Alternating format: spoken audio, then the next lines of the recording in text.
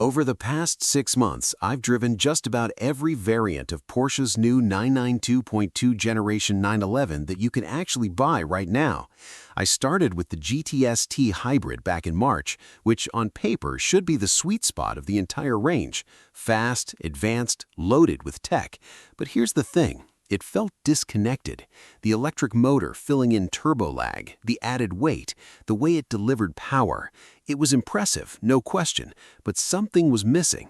Then I spent time in the base Carrera, both the press car and a privately owned example, and I fell in love with how pure it felt. No frills, just a brilliant flat six and that wonderful PDK gearbox doing what they do best. Most recently, I drove the Carrera T with the 6-speed manual, and up until this week, that was my pick of the entire lineup.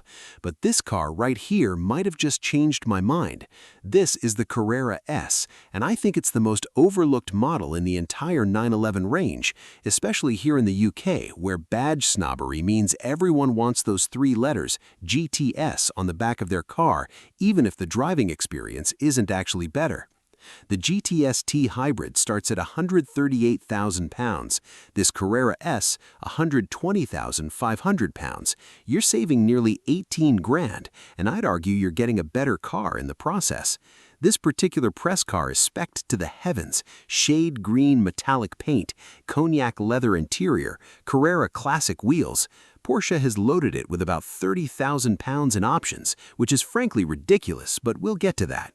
Let me know in the comments what you think of this spec, because I reckon it's one of the best-looking 992s I've driven. So what makes the Carrera S different from the base Carrera, and why should you care? Porsche didn't just turn up the boost pressure and call it a day. They've borrowed the Charge Air cooling system from the 992.1 Turbo, which is a completely different league of car, and they fitted the turbochargers from the 992.1 GTS. You're getting a properly re-engineered version of that 3-liter twin-turbo flat 6, and the result is 480 horsepower and 530 newton-meters of torque. That's 85 horsepower more than the base Carrera, and it weighs about 60 kilograms less than the GTS T-Hybrid. It's rear-wheel drive only in this spec, though you can get the 4S with all-wheel drive for an extra £6,500 if you want it. Porsche claims this'll hit 62 miles per hour in 3.3 seconds, which is properly quick, and we'll be testing that shortly with my Racebox Mini. Everything runs through the 8-speed PDK gearbox, which frankly is one of the best dual-clutch transmissions ever made. Smooth when you want it to be, violent when you don't. Now, the Carrera S does come with some genuinely useful standard equipment that the base Carrera doesn't get. You've got staggered 20 and 21-inch wheels, though these Carrera Classics you see here are optional. It comes standard with the sports exhaust, Torque Vectoring Plus, which we'll talk about in detail later, and the larger GTS brakes, which are absolutely necessary if you're planning on using this car the way it was intended. That's a lot of kit for the extra money, and if you were going to option a base Carrera with even half of that, you'd be most of the way to Carrera S money. Let's talk about the interior for a moment, because this is where Porsche continues to absolutely nail it with the 992 generation. I've always loved the interior of these cars, both the .1 and the .2 versions, even though we've lost that beautiful analog rev counter in the latest cars. Once you get past that, and I'll admit it took me a while, this is just a phenomenal place to sit. Everything is screwed together beautifully. The materials are top-notch. You can see where your money is gone, even if you can't quite understand why some of it needed to go there.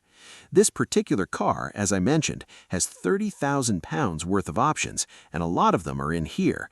Those 18-way adjustable sports seats covered in cognac leather will set you back about £5,000 on their own. The tilt and slide sunroof is another £1,500. That gorgeous wood trim on the dashboard, another £1,500. The list goes on, and frankly, I'd skip most of it. The beauty of a 911 is that even in base specification, the driving position and ergonomics are absolutely spot on. I've been comfortable in every 911 since the 993 generation, and this is no exception. Whether you're 6 feet tall or 5'6", you'll find a perfect driving position in about 30 seconds. Before we start pushing this car hard, I want to talk about what it's been like to live with over the past week, because here's the thing, a lot of people buy these cars as their only car. They need it to commute, to do the shopping run, to sit in traffic on the M25, and I'm happy to report that this Carrera S is every bit as comfortable and easy to live with as the base Carrera, and noticeably better than the GTS T-Hybrid. When you leave it in normal mode, or just let it do its thing in default settings like I am right now, it floats along these roads. The adaptive dampers are doing their job, soaking up the broken tarmac and potholes that plague British B roads. It's quiet enough to have a conversation. The gearbox shifts smoothly. You could genuinely forget that this car has 480 horsepower waiting for you, and I think that's really important. If a sports car can't be comfortable when you need it to be, it becomes a weekend toy, and a 120,000-pound weekend toy is a tough sell for most people. This does the daily driver job as well as anything short of a full-on luxury saloon. Right, let's test Porsche's claimed acceleration figures. They say this'll do the 0 to 62 sprint in 3.3 seconds, which is properly quick. Conditions today are dry, but it's cold, about 3 degrees Celsius, and these tires definitely don't have much temperature in them. That could be a problem for getting off the line cleanly. We're in Sport Plus mode. I've got all the traction and stability systems switched off, or at least I think I do, because as we'll see, Porsche is clever about this. I'm going to let the gearbox do the shifting. Racebox Mini is mounted and ready to go. Left foot hard on the brake, right foot burying the accelerator, launch control activated. Here we go. Okay, well that was 3.8 seconds with quite a lot of wheel spin. I could feel the traction control intervening, even though I'd switched everything off. When you engage launch control, Porsche clearly switches certain systems back on to protect the drivetrain and stop you from just sitting there in a cloud of tire smoke. Let me try that again. I'm going to move out into the middle of the road to get away from the loose stones near the grass verge. Left foot on the brake, right foot down, launch control engaged. Here we go. Oh, much better. Lovely. 2.84 seconds. Absolutely ridiculous. I'm getting genuinely tired of testing cars that break the 3-second barrier to 60 miles per hour, because it's reached the point where the numbers almost don't mean anything anymore. But the way this car delivers that acceleration, the sound it makes, the way it squats and lunges forward, that's what matters. Who needs a GTS T-Hybrid when you can do this for 18,000 pounds less? Let's talk about what it's like when you're actually using this car's performance on the road. When you're just cruising around, using it as a daily driver, it feels almost identical to the base Carrera. That's the biggest compliment I can give it. There's no sense that you're sitting on this massive amount of power that you're not using. It never feels laggy or frustrated at low RPM. The engine and gearbox just go about their business, getting you from A to B without any fuss.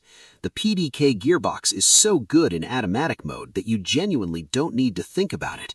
But when you flick the drive mode selector around to Sport Plus and you hit this little M button that gives you manual control of the paddles, and you also switch off the adaptive dampers because you really don't need them firmed up on a British B road, though you might want them on track.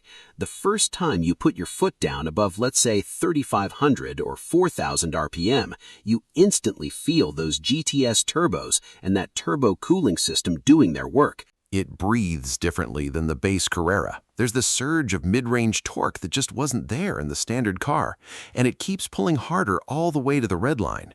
You can feel those 85 extra horsepower, but more importantly, you can feel the 30 additional Newton meters of torque. It's not just faster, it's more exciting, and the way it delivers that power is so much sweeter than the GTS T-Hybrid. If I jumped into a GTS T-Hybrid right now, it would probably feel quicker initially, especially down low, because of all the electric motor torque fill and the way those electrically assisted turbos respond. Put your foot down in a GTS at 2,500 RPM in fourth gear and it just takes off. This car, you put your foot down at 2,500 RPM in fourth gear and you think, maybe I should be in third. Drop it down a gear and then it really starts to move.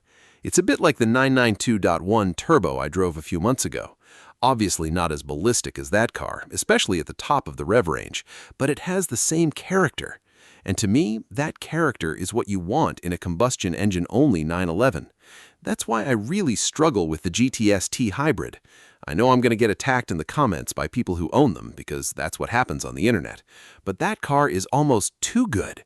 It feels electrified in the worst possible way. The torque delivery is so flat and immediate that it removes the engagement. Whereas this Carrera S, you put your foot down in fourth gear and you're like, okay, let's try third. That's better. Oh yes, that's much better. The base Carrera comes with an open differential. The Carrera T comes with a mechanical limited slip differential.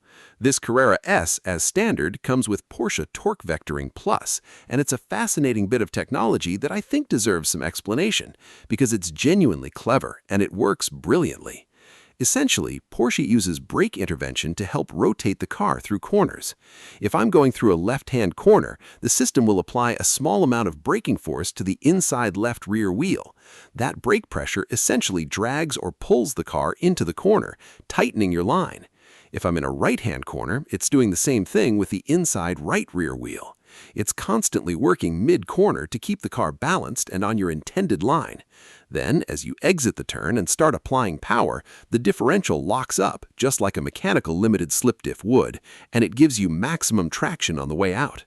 It's very, very clever, and I'm going to demonstrate that now through some of my favorite corners on this road. We've got a right-hander that leads into a left-hander, and then a long, fast section where we can get on the power. Right, we're slowing down now for this right-hander. As I turn in, that inside right rear is doing a little bit of braking, pulling me into the corner. I can feel it tightening my line without any drama. Now transitioning into this left-hander. There it is, the inside left rear is working now, dragging me through. And as we straighten up and I get on the throttle, the diff locks up and I can apply full power even though the road down here is damp and greasy. For this car to do that in these conditions on cold tires is genuinely impressive. It feels every bit as good as a mechanical limited slip diff in terms of traction on corner exit, but it gives you that extra bit of mid-corner precision and adjustability that a mechanical diff can't match. And the best part is, it doesn't feel artificial. You're not getting yanked around or feeling the ABS pump kicking in.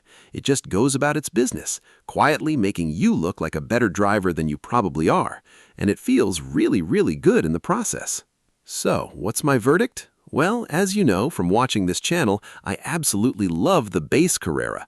I also love the Carrera T. Those two cars are quite simple to choose between, because if you want a manual gearbox in your 911 and it's not a GT product, then you buy the Carrera T. End of discussion. You'll be really, really happy with that car, and you'll have one of the best manual gearboxes currently in production.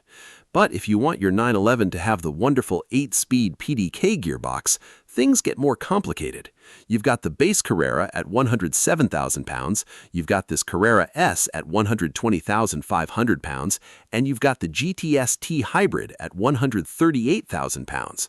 All of them are available with rear-wheel drive or all-wheel drive as well, which adds another layer of choice. I'm going to put the GTS T-Hybrid in last place out of all of those options, even though it's the most expensive car by a significant margin. It's just not the pick of the bunch as far as I'm concerned. Porsche has done a fantastic job with that car from an engineering standpoint.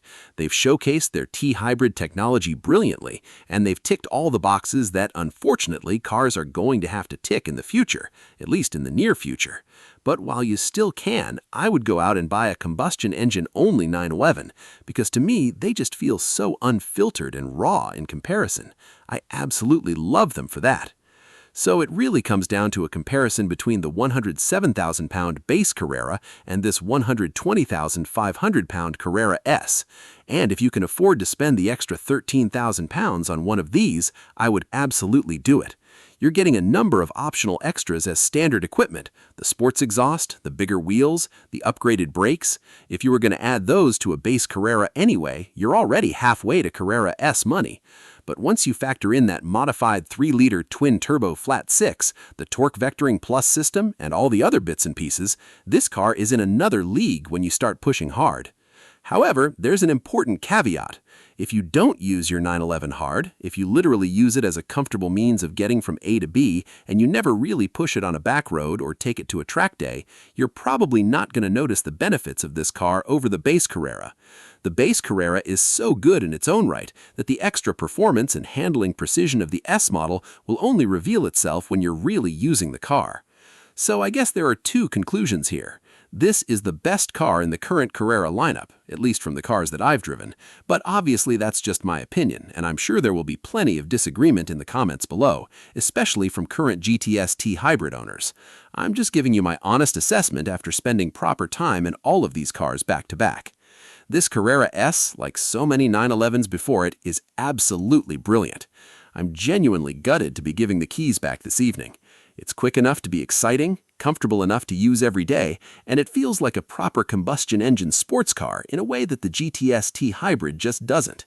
If you're in the market for a 992.2 and you want PDK, this is the one I'd buy. What do you think? Are you Team Carrera S, or have I completely missed the mark on the GTS?